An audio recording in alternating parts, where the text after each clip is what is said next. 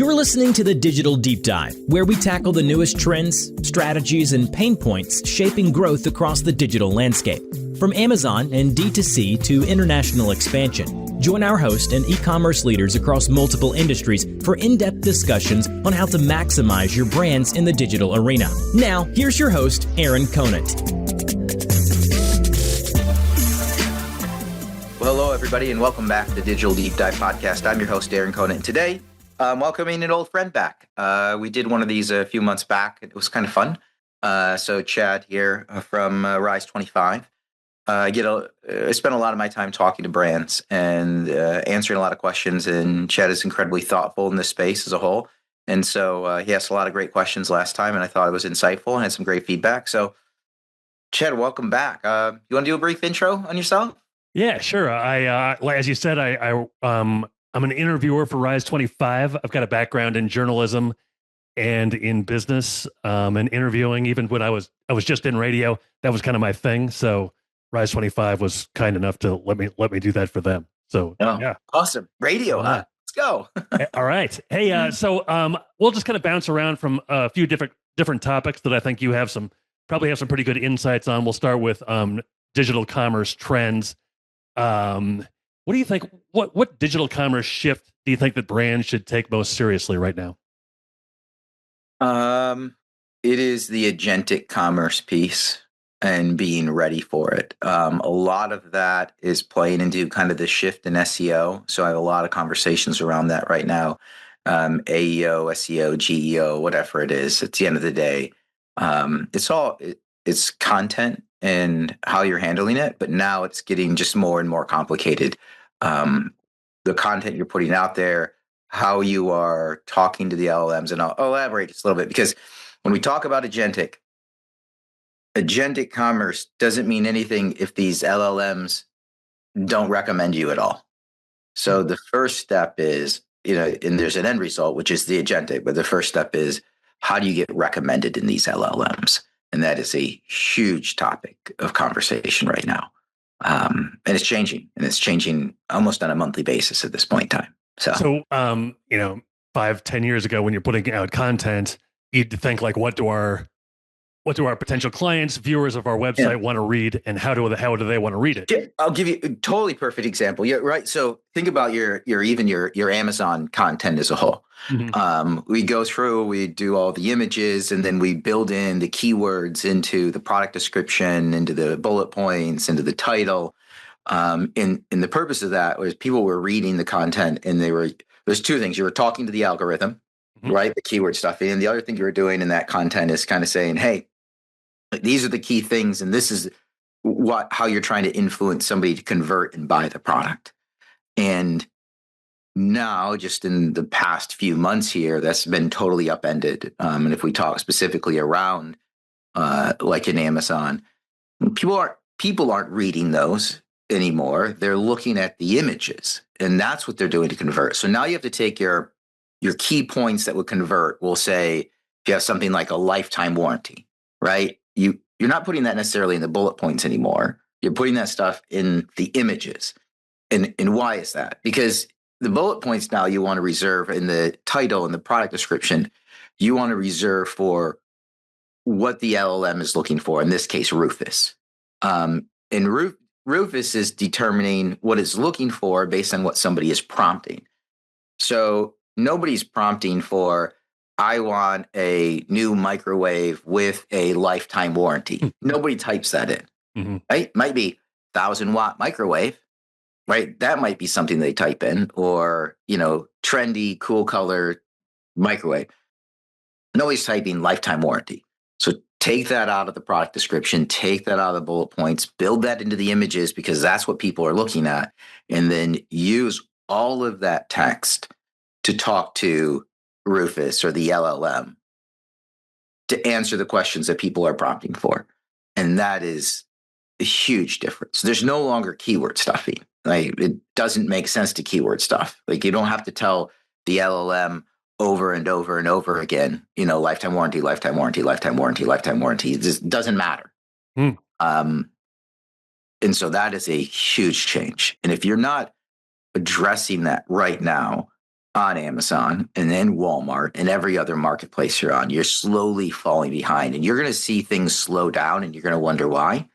And that's going to be why. And the continuation of that is, how are you addressing all of your other content for LLMs that are looking for the answer to the prompts that people are making?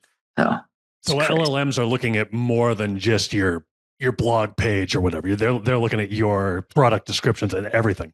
Yeah. So it is, what they're not looking at really is images. Okay. Takes a lot more power, more tokens or whatever we want to call it. Like, it just takes too much for it to read an image. So it's not going in and looking at the image. It might be looking to see if there's an image on the page. It's different, but it's doing a deep dive on the text as a whole. And again, all of this could change in 2 months, right? Like, everything I'm saying now could be completely different in 2 months because they keep training and updating all of the LLMs that are out there. But yeah, it's super interesting just to see that evolution as a whole. But you will see yourself start to lag behind without a doubt. But yeah, it is.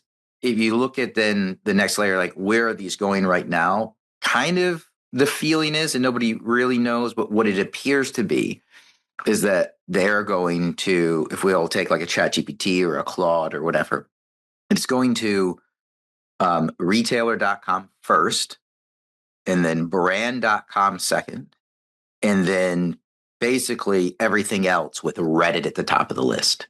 So you want to know some like crazy trends, Reddit agencies are popping up, right? Like, there's a really cool one. I just did a podcast with Johnny Waite over at Reco, Recho. They are a really top-notch Reddit agency. You almost have to have one at this point in time.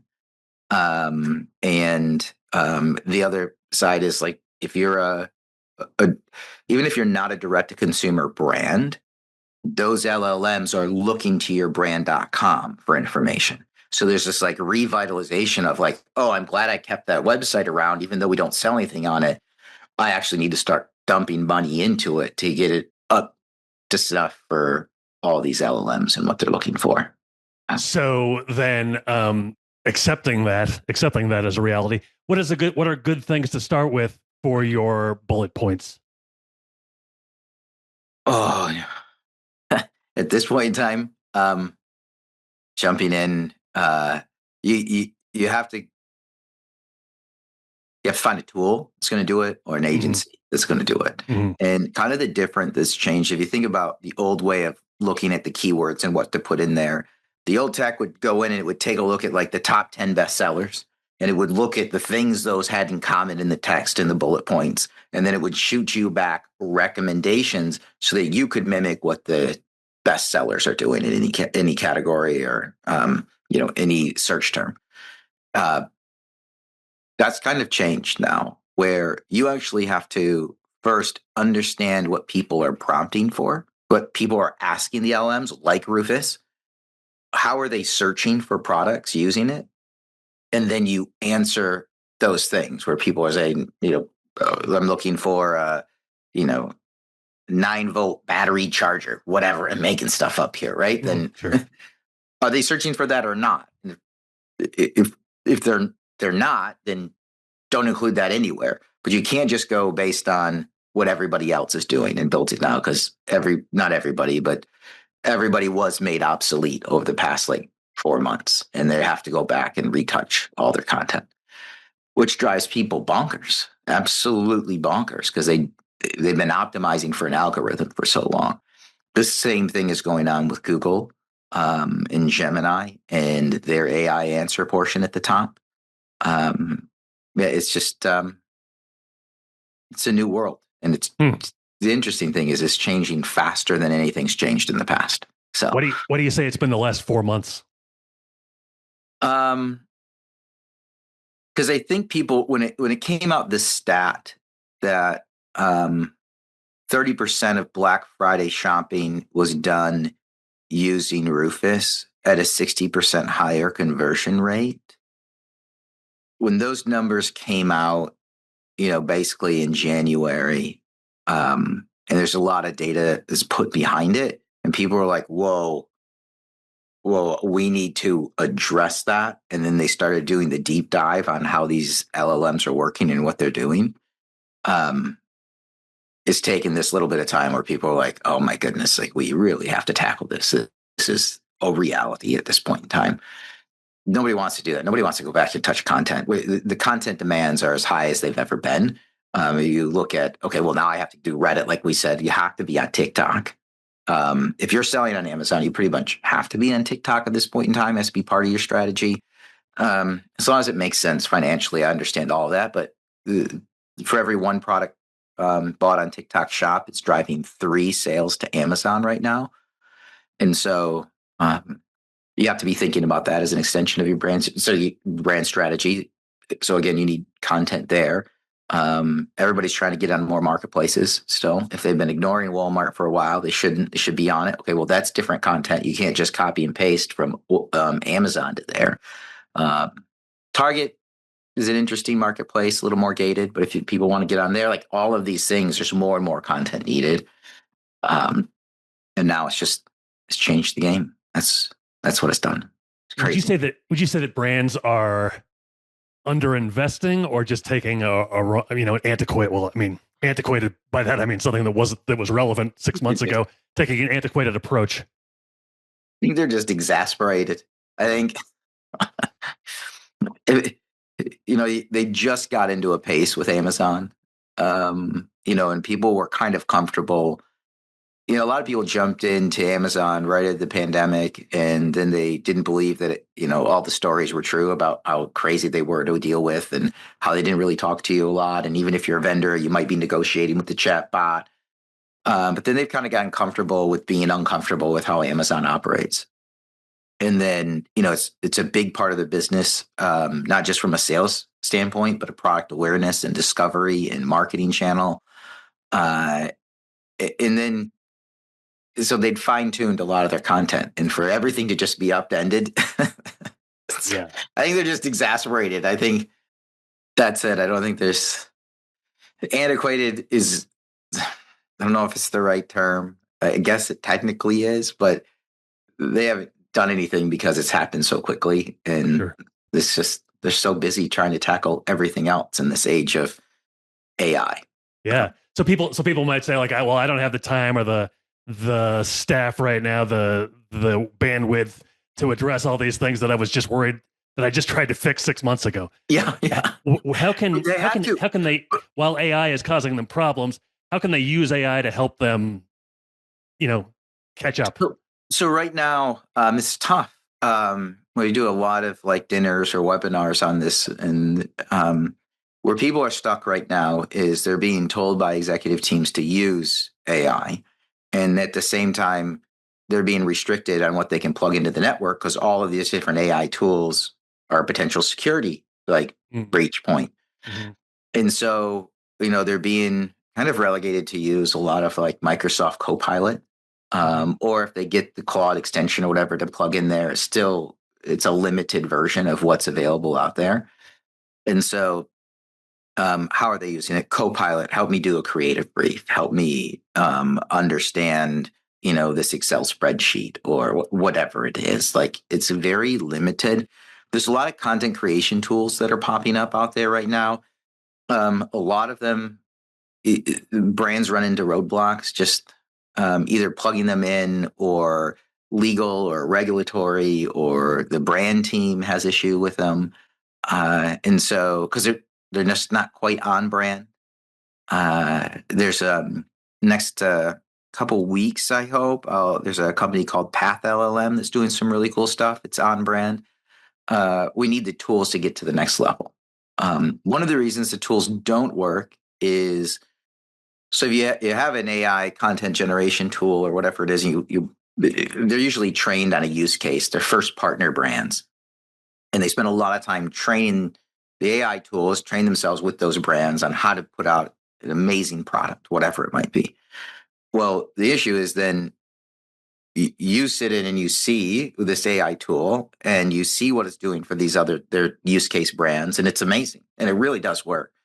When you plug that tool into your system, your content is in a different PIM, a different NAM, a different CRM, different ERP. It's just in a different spot and it's stored differently. And then these tools, they go looking and it's not where it's supposed to be, and then they start making stuff up. Right? I think anybody who's used ChatGPT has seen how it wants to give you an answer and wants to make you feel good. And so that's when the hallucinations start, is when it has to, it's trying to deliver an answer, and it makes one up instead of saying, hey, I don't have the right data or I'm not finding it. And so that's some of the things that are holding it back. I think over the next year, that's going to drastically change. The problem is a year in AI now is like 10 years before. And so, Sure.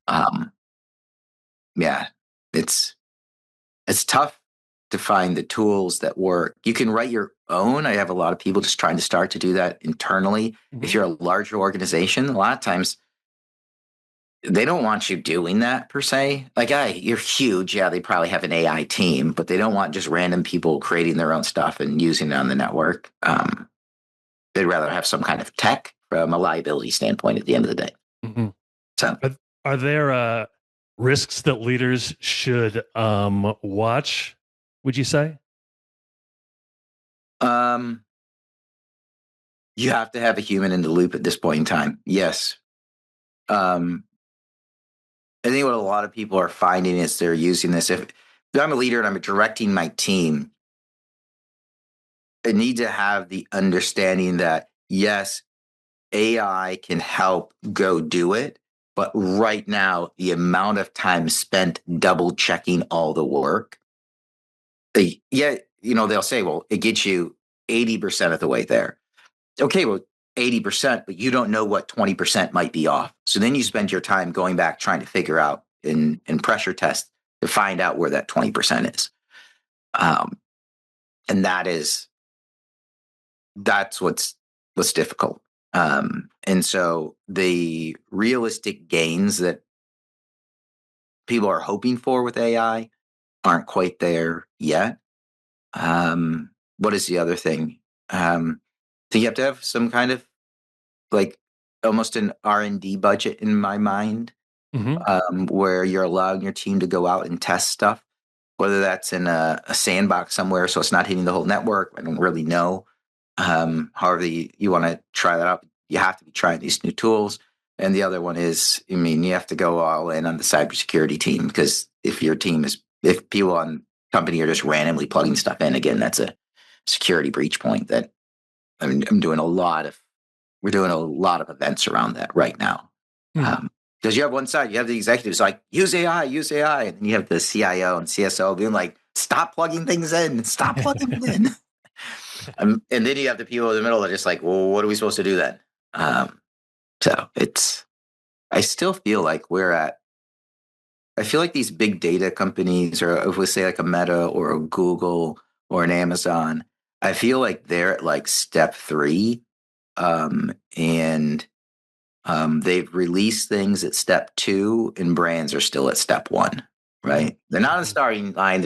They're maybe at step 1, but stuff is coming out faster and faster that brands just at this point in time can't keep up with. They can't. Sure.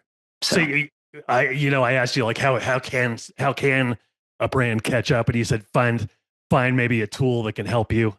Why do companies often choose the wrong? I mean, there's so many tools just in my own little Google feed that could solve a lot of my problems, and I have no idea which one is, worth it or will actually be helpful. Oh, I mean, I just tell people to network. Like, most people on LinkedIn, if you're a brand, so this is where I spend a lot of my time, right? Like, we'll do 80 to 90 dinners this year and a bunch of webinars and all that stuff. But then the other time, like, I'm just talking to brands, just connecting them, and then trying to help vet out a lot of these things. But I just tell people, if you're, number one, hit industry people. Anytime you have a chance to go to an event, if you're a brand, another brand loves talking to you, unless you're a direct competitor. But build your network and build that core group of people you can bounce ideas off from. Yeah, we all get hit all the time with all the newest AI tool. A lot of those are just built off from ChatGPT or Claude or whatever. You can go build those little ones all on your own. Your larger enterprise or your mid-market, I mean, that you have to have a conversation. I wouldn't sign anything for, I think you'd give anybody 3 months, and after that, you have to get it month to month. You have to be able to have the out. I don't know how you sign something for a year now. A lot of these tech tools, you don't know if they'll be around in a year. Right. And I wouldn't commit to that unless the deal is really, really sweet. But it's got to be conversations at this point in time. Join networking groups, listen to as many podcasts, go to as many networking events as you can to chat with other people that are there and what they're doing. It's the only way to do it right now. Because everyone that pings you, right? They're the best thing since sliced bread, right? Like, just ask them. Just ask them. So, how is AI, would you say, changing marketing rules?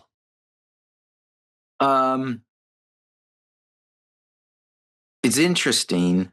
It's the content piece right now. What is going to be interesting over time is, can there be a tool that ingests all of your creative, that then we'll say it's a CDP or a PIM, maybe a DAM. You can make all of these now pretty much on your own. You have a repository for everything you make. It's got all your product details. It's got all your images. It's got all your creative that you've done, and you can plug it in, and then you can say, iterate on this and make me new on-brand content. And if you can get to that, then you can get to A/B testing really quickly. And if you can get to A/B testing, is it such a far stretch to think that you can go around an agency and you can plug right into a Meta platform and say, optimize for ROAS or optimize for conversion or optimize for new to brand. And in real time, if you give it a budget, it can place all the ads, all the bids, and constantly be calling for new creative and A/B testing and optimizing it in near real time. That's actually where I think we get at some point in time. The last piece then becomes agentic shopping, which is, okay, I've updated all my content. I'm everywhere now. I'm getting recommended in the LLMs, right? The next part is, are people going to buy within their shopping assistant, whatever it is, whether it's Claude-based one, ChatGPT, a Google-based one? Are you going to be at a point where you're talking back and forth, or you're typing back and forth with it, and it's making recommendations, and you're telling it to, yes, go buy? I think that's going to be closer to, probably you're not in front of a screen, you're just talking, and it will go buy. That's not an if, but when. Probably over the next year, it'll be really common. I should say by this time, 2027. The next piece would then be, are people going to be open to doing it? That's the next phase. Me, I don't know. I probably find it kind of cool every now and again. My kids, right? They're teenagers. They'll probably do it all the time. Why would I ever go to a website? Which then, what is the purpose of your website then? Right. Wow. That's crazy. Right. So then, are you building a website just to talk to the LLM? Or is you just structuring the data? And then the next one is the agent to agent shopping, which is your website has an agent built in to specifically help a personal shopping agent figure out what needs to be bought. That's where it probably ends up. Huh. Crazy, huh? We're in a weird world, Chad. Yeah. Wow. World. Interesting stuff.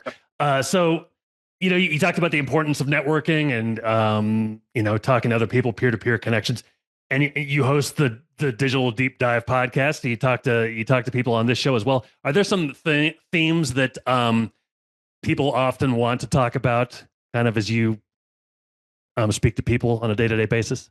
Yeah, it is. I mean, it's a lot of what we're talking about here. It's AI. It's the where is it going? It's that I think like, what are people asking about right now to have a conversation on? So all of we'll do, I don't know, 150 webinars. Um, and a lot of those, I'm just, people are just letting me know what they'd like to have it on. So if I riff through those really quick, AEO, SEO, GEO, how am I showing up in these?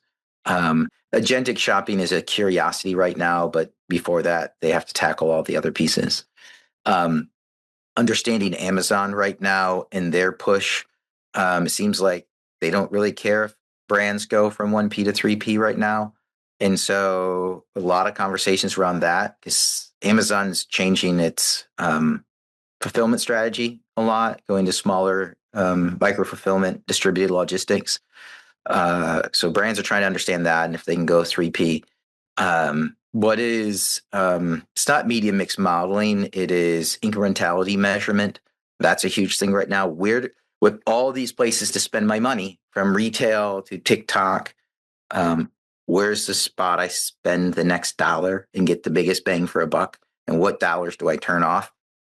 That's a huge one right now, as people are just focused on profitability.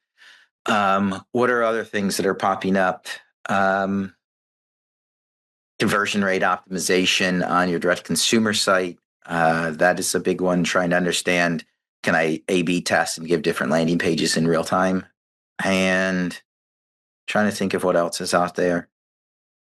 Those are probably probably the biggest ones. I mean, TikTok, again, like you should. I'm going to be doing a podcast with Navi Singh from Sova Social, SOHVA. She's awesome from a TikTok standpoint. That Reddit agency I mentioned, Reco. So you said TikTok is like getting to the point where it's mandatory. Yeah, if yeah, I think it is. If you're on Amazon, like it's just a product discovery engine. I know a lot of people, they test it out and it doesn't really work. It's where it's almost to the point where you need an agency. It's kind of where Amazon was back about, I don't know, 6 or 7 years ago. To figure it out and stay on top of it and not mess everything up and get the biggest bang for your buck for like right now until, we're 2 or 3 years in and people have got it, then you probably should just entertain having an agency that can do everything for you. Usually there's a bigger bang for the buck, but then also they're driving traffic to Amazon, which is huge. Amazon loves that organic offsite traffic showing up. So it boosts your relevancy on that side. Yeah, and then the biggest one for me that's popped up is just requests for a Reddit agency, but it makes sense because that's like of the third tier, they're clearly at the top of the heap. Google just signed an agreement with them. I think OpenAI might have signed an agreement with them. Like it's clear that Reddit is, Reddit knows where it sits and how they're using it. And that's it. I mean, there's so many questions and forums that are on there. If you're not looking at Reddit right now, you should go look at Reddit, search for your brand, and see who's actually advertising there right now.